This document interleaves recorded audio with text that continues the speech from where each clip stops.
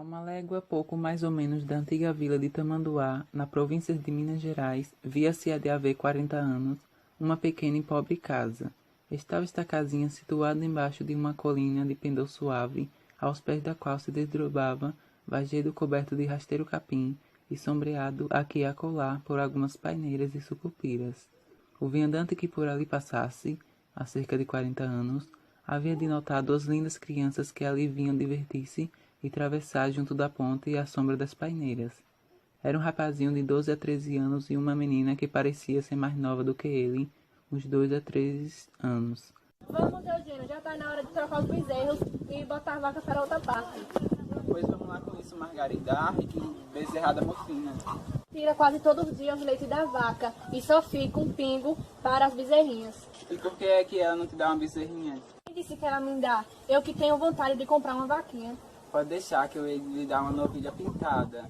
Eu que vou embora, o que eu fazer com criação. Como assim, você vai embora?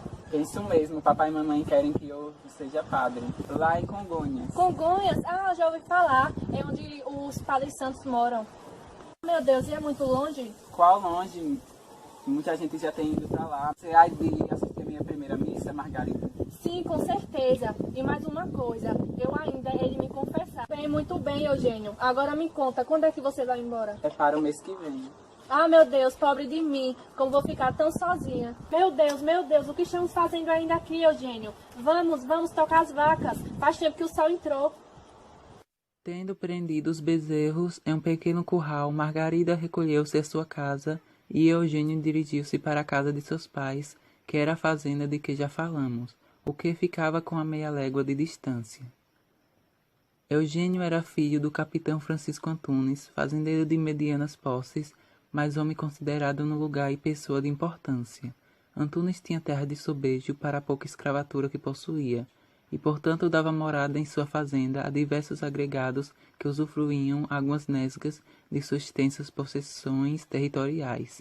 Entre esses agregados contava-se a senhora Umbelina, a qual, com sua filha Margarida e uma velha escrava, ocupava a casinha que descrevemos no início. Entretanto, Eugênio tocava já aos seus 9 anos, e um dia foi preciso mandar morá-lo na vila, em casa de um parente, a fim de frequentar a escola de primeiras letras. Em vista disto, os pais entenderam que o menino tinha nascido para padre e que não devia desprezar tão bela vocação. Assentaram, pois, de mandá-lo estudar e o destiná-lo ao estado clerical. No estudo, porém, não deu a princípio muito boas contas de si, não apresentou os progressos que eram de esperar de sua boa memória e inteligência. A imagem de Margarida e a saudade do lar paterno enchiam-lhe de sobra o espírito e o coração para deixarem lugar às fatiosas lições de gramática latina. Foi, pois, com muita lentidão e um insano trabalho que Eugênio conseguiu ir gravando na memória os seus rudimentos de latim, mesmo porque para ser padre era preciso saber. Eugênio já tinha entrado para a terceira classe de latim e, começando a traduzir os livros dos Tristes de Ovídio e as Eclogas de Virgílio, sentiu-se tomado de um vivo gosto pela poesia. Mais um dia, como eu ia contando, Eugênio esteve a ponto de perder todo o bom conceito e estima que até então tinha merecido de seus preceptores. Eugênio se ocupava às vezes em escrever algumas coisas que não eram com seus temas de latim, e escondia esses manuscritos. Como os meninos estudavam e dormiam em um vasto salão aberto, esta circunstância não podia escapar aos olhos perspicazes do regente, que acabou por descobrir, em meio aos temas de latim, uma longa carta escrita no tom mais erótico e sentimental e uma porção de versinhos amorosos dirigidos a uma rapariga por nome Margarida. Que terrível auto de corpo de delito pairava sobre a cabeça de Eugênio. O padre regente, com tanto admirasse o precoce talento poético do menino, foi às nuvens com semelhante descoberta, e tratou logo de sequestrar e meter nas mãos do padre mestre diretor aqueles escrandantos papéis, à exceção de alguns poucos que, como apreciador do talento de seu aluno, quis conservar consigo. O diretor, cheio de assombro e altamente escandalizado, resolveu chamar sua presença e interrogar com todo rigor o autor daquelas libertinagens, disposto a castigá-lo severamente. Que papéis são esses, senhor Eugênio? Que papéis são esses? Vai continuar mudo? Me responda. Que tipo de carta é essa? Me perdoe, senhor padre, me perdoe. É a Margarida, senhor estudante. Quem é? É uma menininha, vizinha minha, que se criou comigo. Pai, tanto te saltou? Mas, senhor padre, eu não mandei carta nem verso para Margarida. O que importa isto? Ô, senhor padre, me perdoe, pelo amor de Deus. Está bem, só quero que isso nunca se repita. Eugênio ficou aterrado, tanto a sua língua como a sua inteligência ficaram como que paralisadas ao choque daquele sermão. Nunca pensará que fazer versos para uma criança pudesse ser pecado e merecesse repreensão. O padre fez acender uma vela e o estudante, com mão trêmula, nela queimou aqueles inocentes produtos de sua musa infantil. Para esquecer Margarida era preciso quebrantar o corpo a ponto de o reduzir quase a cadáver. Havia já 4 anos que Eugênio se achava no seminário sem visitar sua família. Seu pai já por vezes tinha escrito aos padres pedindo-lhe que permitisse que o menino viesse passar as férias em casa. O dia da chegada de Eugênio foi um dia de festa em casa de Capitão Antunes. Pai e mãe se extasiavam diante do filho e não se fartavam de contemplar, admirando-lhe o porte e o crescimento, as maneiras e o rosto já tão graves e sisudos, e enfim aquele todo verdadeiramente sacerdotal. Como Eugênio chegara a casa quase à noite, somente na manhã do dia seguinte, Umbelina e sua filha puderam ir cumprimentar e visitar o recém-chegado. Foi a tia Umbelina quem primeiro rompeu o silêncio. Está com efeito mocetão, seu Eugênio. Vai ser um bonito padre. É isso mesmo, já não conhece seus velhos amigos? Não diga isso nem brincando, tia Belinha. Não fazer pouco caso de ninguém, quanto mais de gente de casa, de quem eu tinha tanta saudade. A Margarida ficou moça tão depressa. Quem dizia eu para ele, a gente já são gente estranha. Até um dia desses brincava junto. Essa menina que nem uma irmãzinha pra você. Mas ela já está tão moça, eu achava que... Razão, meu filho, nem sempre a gente é criança. Margarida já está ficando uma senhora. Com certeza, madrinha. Sendo um homem sério, não é, mamãe? Daqui pra frente, devo tratar ele como o senhor Eugênio. Sem dúvida, minha filha. Quando as visitas se foram embora, Eugênio pôs-se a refletir e ficou muito descontente de si mesmo. A lembrança do papel nulo e quase ridículo que fizera diante de Margarida mortificava-o e projetou de si para si que quando fosse à casa de Umbelina havia de tirar completa desforra. São 2 flores, o cravo e a rosa. Você fique com a rosa, que eu guardarei o meu cravo. Ao final da tarde, Margarida convidou Eugênio a passear. Sem que tivesse combinado, os dois dirigiram-se para o lugar favorito de seus brinquedos de outrora. Chegando, Eugênio encostou-se ao tronco de uma das paineiras e ali ficou por alguns instantes silencioso e pensativo. Volte a cismar. Olha o que está escrito na casca da paineira. Eugênio e Margarida? Acho que é isso que querem dizer essas letras. Sim, foi eu que fiz com a ponta do canivete. Essa árvore sou eu e você. Nós a arte de viver muito ainda como essa árvore. Quem dera, Margarida, se Deus permitisse isso. Necessidade nós temos de apartar um do outro. Mas eu não sou senhor de mim, Margarida, e de fazer o que meu pai... O que eu fiz, de eu me confessar quando o senhor fosse padre? Ora, que lembrança é essa agora? Lembrar dessas tolices de criança. Não é tão bom ir para ser padre? E é mesmo, eu tinha muita vontade de eu ser, mas hoje em dia não me acho com o jeito de ser padre, não. Por quê? Ora, por quê? Para eu ser padre, eu tenho que deixar de olhar pra você, e é isso que eu não posso. Gênio, eu também não queria que você fosse padre. Eu te protesto, Margarida, que eu não hei de ser, está decidido. Pai e sua mãe que querem por força? Meu pai e minha mãe não hão de querer me obrigar, que eu não quero ser padre. O juramento está desmanchado. Teremos que fazer outro. Você há de me querer bem? Isso nem precisa jurar. Juro por esta cruz. Naquele momento vinha chegando Umbelina. Os dois jovens mudaram de conversa. Já entre eles havia um segredo. Assim passou-se mais de um mês, durante o qual a assiduidade de Eugênio em casa de Umbelina não se interrompeu. A antiga amizade se retou com mais energia e paixão. A assídua frequência de Eugênio em casa de Margarida já ia dando muito aos olhos e tornando-se por mais comprometedora. Não deixava de causar desgostos e inquietação aos seus pais. Isto não vai bem. Paraste um momento, perdi tua mãe e teu pai. Faça-te de tolo. Como está inocente, meu filho. Desde criança que eu estou acostumada a brincar com Margarida. Então, porque brincaste com ela, não poderá brincar agora como padre. Mãe, também eu não tenho vontade nenhuma de Nenhuma de quê? ser padre, minha mãe. Deverás, meu filho. Pois não irá mais na casa da comadre Umbelinda. Mas, mamãe, nós nunca saímos da casa de Umbelina. Não importa. Com esta tremenda comunicação, Eugênio ficou acabrunhado, triste e mudo. Retirou-se e foi encerrar-se em seu quarto, de onde não saiu mais todo esse dia. Há alguns dias depois da proibição imposta a Eugênio, a casa de Umbelina amanheceu em grande animação e alvoroço. Não havia, porém, nada disso. O que havia em casa de Umbelina era apenas um mutirão, próprio dos pequenos lavradores, ou da gente pobre dos campos que, chegando o tempo de roçar, plantar, capinar ou colher, convidavam-se uns aos outros para ajudarem mutualmente. À noite, como de costume, havia toques, cântigas e foguedos, e então apareciam também lá alguns rapazes da vila e dos arredores. Certo de não poder obter o consentimento de seus pais, Eugênio tomou o partido de enganá-los. Como estava em véspera de partir para o seminário, mostrou-se com grande desejo de ir passear um dia e uma noite com seu primo, que morava na vila, e para esse fim pediu permissão a seus pais. Este, vendo o estado de tristeza em que ia cair no filho, não ousaram desnegar a permissão pedida. À tardinha desse mesmo dia, o rapaz montou a cavalo e tomou o caminho da vila, mas lá não chegou. Permaneceu escondido em meio ao caminho. Quando a noite de todos se fechou, voou direto à casa de Umbelina. Atraído pela beleza de Margarida, alguns rapazes frequentavam a casa de Umbelina para requestar-lhe a filha. Esta, porém, não dava-lhe a mínima atenção. Entre esses aspirantes ao amor da rapariga, o que mais padecia era um certo rapaz por nome Luciano, um moço que teria a rigor seus 25 anos. Era o mais cheio de si e olhava os demais pretendentes por cima dos ombros, porque estava convencido de que era o único no caso de merecer a preferência da menina e as boas graças da senhora Umbelina. Luciano dirigiu-se a Margarida e convidou-a para a dança. Ela recusou-se, pretextando já ter dançado muito e achar-se fatigada.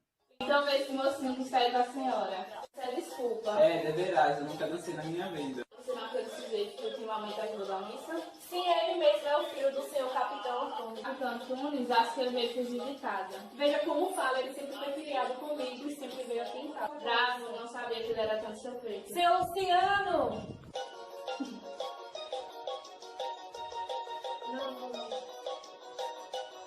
Ei! Mas quem chamou cá? O senhor é o pai da criança? Não vai ser o amigo dele e do pai dele. Daqui originou-se uma pendência que durou alguns minutos sem passar de doestos, provocações e fanfarronadas. Dissolvida a reunião, Eugênio partiu para a vila em companhia do amigo que havia tomado a sua defesa contra Luciano. Eugênio repousou o resto da noite em casa do seu protetor, e apenas rompeu o dia, foi para a casa do primo, onde permaneceu por 2 dias, depois dos quais o próprio pai fora buscá-lo, pelo fato de ter ficado sabendo da boca do vingativo Luciano sobre a ida de Eugênio ao foguedo em casa de Umbelina. Agora, seu Eugênio, senta aí, vamos conversar um pouco. Creio que é hora de parar um pouco em casa e arranjar para o seminário. Ou ainda não está fácil de súcia? Eu não estive nenhuma súcia. Mas meu pai não me deu licença para ficar na vila o dia que eu quisesse. Mas dê licença para ir a mutirão algum? Eu em mutirão, quem me disse isso? Ora, quem disse? Quer a casa negar? Com efeito, senhor Eugênio. Pela maneira que vai ser excelente padre. Carne para meter em sociados e bebedeiros. No meio de uma coisa, esperar o que invadir. O quê?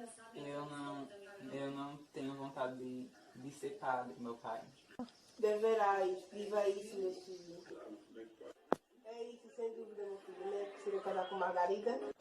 Não é assim, meu filho? Meu pai, não é ela. Não me replique.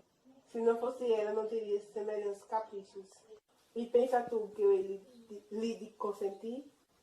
Ter deixa de seguir uma carreira tão honrosa para que não tenha poupado dinheiro e nem cuidados pelo amor de uma miserável. Oh, meu pai, não é assim, ela não tem culpa. Não cuide que pode enganar-me. Bem te conheço e a ela também, mas deixe disto. Vai-te depois de amanhã e não voltará aqui não sendo ordenado. Basta de tais furárias. Essas palavras esmagaram de vez a Eugênio. Parti e deixar Margarida para não voltar senão daí a 6 ou 7 anos. Talvez nunca, quem sabe. Largo tempo esteve Eugênio na mesma posição, mergulhado nas mais acerbas e pungentes reflexões. O estudante teve então um pensamento. Foi procurar sua mãe. Uma vez que eu vejo ela, Não fale assim, meu filho. Deus há de permitir que veja há muitos e muitos anos. Mas o que quer lá fazer? Temos muito hoje para arrumar para a tua viagem, que é amanhã sem falta. Eu te desculparei para com elas. Demorarei 1 hora, meia hora, se você quiser. Tenho de ir embora por 6 ou 7 anos, mas será um grande pesar se não puder dizer adeus. Quero que te diga a verdade, meu filho. Desde o outro dia que eu fiquei com mal com aquela outra gente. Minha vontade é que você não prospere lá mais. Eugênio compreendeu que era tempo perdido em estar mais com sua mãe. Resignou-se e conformou-se com sua sorte. Para o desperdício de Margarida restava-lhe ainda uma última esperança. Essa abrigava-se debaixo do manto propício da noite, pela qual esperou com ansiedade. O luar, escasso e melancólico, batia-se frouxamente pelas campinas adormecidas, no qual profundo silêncio. Quem de ouvido afiado estivesse encostado próximo ao terreiro da casa de Umbelina, ouviria um ciciar de vozes abafadas, segredando ternuras entrevaladas de suspiros e soluços. Hoje é um momento instantezinho ainda. Margarida é por minha falta. Mais um beijo, Margarida. Pois sim, na hora de me querer bem sempre, sempre, Eugênio. Vamos a jurar, padre, nunca hei de ser. Adeus. Adeus, Eugênio. A minha vida eu hei de voltar. Um último beijo. Adeus. Os seminaristas de Congonhas do Campo o viam com certa surpresa e assombro ao anoitecer, depois que a sineta havia vibrado a hora do recolhimento. Um de seus companheiros, pálido e abatido, atravessado de braços cruzados e olhos baixos, a longa fila de dormitórios, encaminhar-se para o quarto do padre-diretor e ali ficar largo tempo em íntima e misteriosa prática. Isto tinha lugar 2 a 3 vezes por semana. O estudante, como já se adivinhou, era Eugênio. O pai, reenviando-o para o seminário, tinha escrito aos padres, comunicando-lhe os desvios e desagramentos de seu filho, e pedindo-lhe muito esclarecidamente que tomasse debaixo de seu particular cuidado, dirigir-lhe a consciência e procurar desarraigar-lhe do espírito certa paixãozinha, que ia se tornando um pouco avesso à sua natural vocação e louvável propósito de ordenar-se. Mais 1 ano se passou empregado naquela inútil porfia do padre-diretor, que empenhará em vão todo esforço e perseverança para arrancar ao mancebo aquele estado de desânimo e abatimento. Este, não vendo outra solução senão a morte e sua cruel situação, abandonava indefeso o coração ao abutre da angústia que o devorava. E a cada dia que passava, a pobre Margarida sofria mais e mais. Vendo então a invencível relutância da filha e a fria indiferença da mãe, Antunes, cheio de indignação, tomou de acordo com sua mulher a bárbara resolução de exortar de sua fazenda aquelas 2 pobres e inocentes mulheres. Com a sentença do capitão Antunes, pois, Umbelina e sua filha tiveram de arrumar sua trouxa e de dizer eterno adeus à sua linda casinha. Mas não se pense que Eugênio havia conseguido esquecer-se de Margarida. O seu amor apenas tinha tomado as cândidas roupagens de uma afeição angélica e ideal, e o fel amargo da saudade se havia transformado em uma torrente de lágrimas silenciosas e resignadas, que entornava aos pés da Virgem Consoladora dos aflitos. Eugênio, que já então tocando os 20 anos, conservava na alma toda a candura e singeleza da infância. Confiava ser diretor espiritual por miúdo e sem disfarce todas essas lutas íntimas. De tudo quanto me diz, mas é impossível. Entrar e conservou a graça divina. O seu triunfo será muito fácil e completo. Mas, senhor padre, eu jurei a Margarida. Abandoná-la não seria uma traição? O juramento feito pelo demônio não é o juramento. Deus não aceita. Eugênio saiu de junto do padre com o espírito um tanto abalado, ainda que sem fé a princípio e sem esperança alguma de resultado, entregou-se como outrora às práticas do mais austero ascetismo. O cancro pecaminoso ainda lhe atacava ao coração, seus enredados filamentos, mas o moço, embora custando-lhe gritos de agonia e lágrimas de sangue, estava prestes a estripá-lo de uma vez. Dispunha-se Eugênio a ir dar conta ao seu diretor da quase vitória total, quando recebeu um recado do mesmo diretor chamando-lhe ao seu cubículo. Senhor Eugênio, acabo de receber essa carta. É de seu pai. Só para mim, sua infância não morreu. Não, ela se casou-se. Casou-se? Ah, muito bem. A esta revelação, Eugênio estava lívido, convulso, atordoado, apenas pôde murmurar com lábios. Margarida infiel, Margarida casada. Calma, senhor Eugênio. Isso é mais uma provação de Umbelina, cheia de desgostos, velhice e enfermidades, faleceu deixando a pobre órfã, mais desvalida e angustiada que nunca. Ela, porém, resistia ainda alimentada por uma última esperança, a volta de Eugênio. Poucos meses depois, chegou aos ouvidos de Margarida a notícia de que Eugênio havia tomado ordem. Daí em diante, a desgraçada moça não contou mais com a vida. Pediu então à velha tia que ele chamasse o vigário, que iria confessar-lhe. Senhor Padre, vim da parte de uma pobre mulher. Pedi ao Senhor, pelo amor de Deus, para confessar uma pessoa que se acha morta. Pois não há aí o senhor vigário, outro qualquer sacerdote, filho. Já fui na casa do senhor vigário e disseram que foi fazer um batizado fora e que não volta depois de amanhã. Bem, não há remédio senão acudir à Marigunda. Mora muito longe a pessoa a quem tenho de confessar? Não, senhor, é mesmo na povoação. O senhor padre pode ir a pé. Espera aí um momento, para ires comigo, filho, e me guiarás até lá. O rapaz guiou o padre até uma viela quase sem habitações, na extremidade da vila. Ali parou à porta de uma pobre casa isolada. A porta estava aberta. O rapazinho retirou-se, o padre entrou e bateu com a sua bengala no soalho do corredor. Uma pobre velhinha o veio receber e, depois de o cumprimentar com religioso respeito, o introduziu silenciosamente no quarto da enferma. Desde o primeiro momento, Eugênio havia reconhecido que a enferma não era senão sua amiga de infância e paixão da mocidade, Margarida. Esta, de sua parte, também reconhecerá o padre. Eu estou vendo e com quem estou falando? Bendita seja Deus, há quanto tempo não ouço essa voz. Ela mesmo, senhor padre, Margarida. E quer se confessar? Sim, sim. Mas que é isto? Decorada. Por Deus, não se acha em estado de pedir confissão. É um laço diabólico que está se... Não parece. O que está sofrendo agora? Sofro muito, muito. Adeus, senhora. Senhor padre, eu não sabia que o senhor estava na... Margarida, não poderás esperar o vigário? Não quero me confessar com nenhum outro. Eu hei de cumprir meu juramento. Amanhã. Até amanhã. Padre Eugênio entrou em casa com o cérebro a arder e com o coração açoitado das mais violentas agitações. De coração mole e extremamente impressionável, não tinha força para lutar contra a tempestade medonha que dentro dele se suscitava.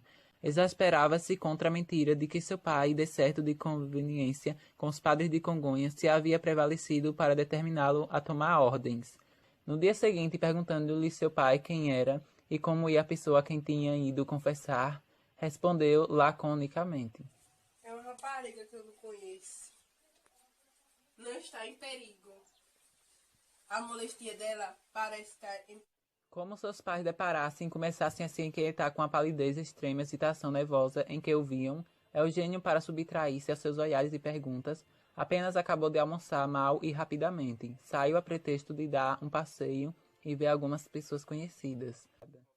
Margarida, quem te há de ver? Sabe se Deus te vai morrer sem confissão. Meu dever ir lá, que posso recear de uma moribunda. Pensando assim, o padre se encaminhava, ora vagaroso e irresoluto, ora a passos precipitados para a casa de Margarida. Margarida, depois que Eugênio saíra na véspera, havia adormecido embalada em um delírio de felicidade e, graças a esse sono reparador, amanhecerá melhor. Levantou-se alegre e mais tranquila, embora um pouco abatida ainda. Quando Eugênio entrou, ela estava sentada na cama com o cotovelo sobre o travesseiro e a mão na face. O padre sobressaltou-se, vendo-a tão fresca e tranquila. Esperava encontrar uma enferma no leito. Mais uma vez, ainda antes de eu morrer. E poder revelar contigo aqueles bons tempos da nossa menina. Um momento de suprema felicidade, depois do inferno, que importa? Margarida, para que recordar agora uma felicidade que não pode mais voltar? Pode, porventura, ainda estaremos juntos? E eu era tua irmãzinha naquele... No dia seguinte, que era um domingo, o padre Eugênio tinha de dizer a sua primeira missa na vila de Tamanduá. O pai fazia uma grande festa a que havia convidado a melhor gente do lugar. Era um dia de regozijo e prazer para a família, e de grande expectação para os demais habitantes. Apenas o padre tinha acabado de fazer uma breve oração ao altar do consistório, quando a ele se dirigiu uma pobre véia e lhe pediu pelo amor de Deus para fazer encomendação a um cadáver que se ia dar sepultura, e que se achava no corpo da igreja. O padre ficou trânsito de horror, afeito a esse triste espetáculo. Eugênio não era medroso, mas desta vez, sem saber por que, sentia um pavor irresistível. Vestiu a sobrepeliz, tomou o ritual e, acompanhado do sacristão, dirigiu-se para o corpo da igreja. Sobre um pobre caixão sem tampo, provavelmente amortalhado, inteiriçava-se um corpo de mulher. Um lenço branco cobria o rosto da finada e sobre o seu peito via-se uma capela de alvas flores, símbolo da virgindade. O templo estava quase deserto. O sacristão tirou o lenço ao rosto da finada. O padre soltou um grito rouco e sufocado. Cambaleou e foi seguro pelo sacristão. A finada era Margarida. O padre limpou o suor gelado que lhe inundava a fronte e desempenhou atabalhoadamente e sem saber o que fazia a sua cruel e fúnebre tarefa. Um amigo que, estando ao pé dele, havia notado sua extrema palidez e o transtorno das feições. Disse: Se sofre alguma coisa, melhor não dizer missa hoje. O padre olhou para ele espantado e, sem dizer palavra, continuou a paramentar-se. A missa do Prado Novo, que gozava de uma grande nomeada de sabedoria e santidade, tinha atraído à igreja uma grande quantidade de pessoas. O pai e a mãe de Eugênio estavam no auge do prazer e do contentamento. Chegando à escada que sobe para o altar-mor, o padre parou, e quando já todos de joelhos esperavam que começasse o introito, viram-no com assombro arrancar do corpo, um por um, todos os paramentos sacerdotais. Arrojá-los com fúria aos pés do altar e com os olhos desvairados, os cabelos hirtos, os passos cambalentes, atravessava a multidão pasmada e saiu. Estava louco, louco furioso.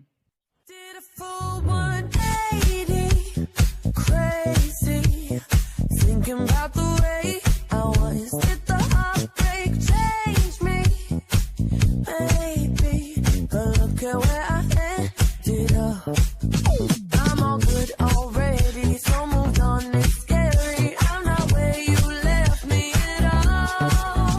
So, if you don't wanna see me dancing with somebody,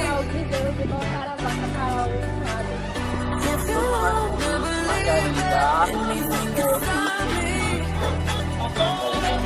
don't show up, don't come out, don't say written about me now. Walk away, you know, don't start caring about me now. Aren't you the guy who tried to hurt me with the word goodbye? Though it took some time to survive you, I'm better on the other side. I'm all good already, so moved on, it's scary. I'm not where you left me at all. So, if you don't wanna see me dancing with somebody, if you wanna believe that anything can stop me, don't show up,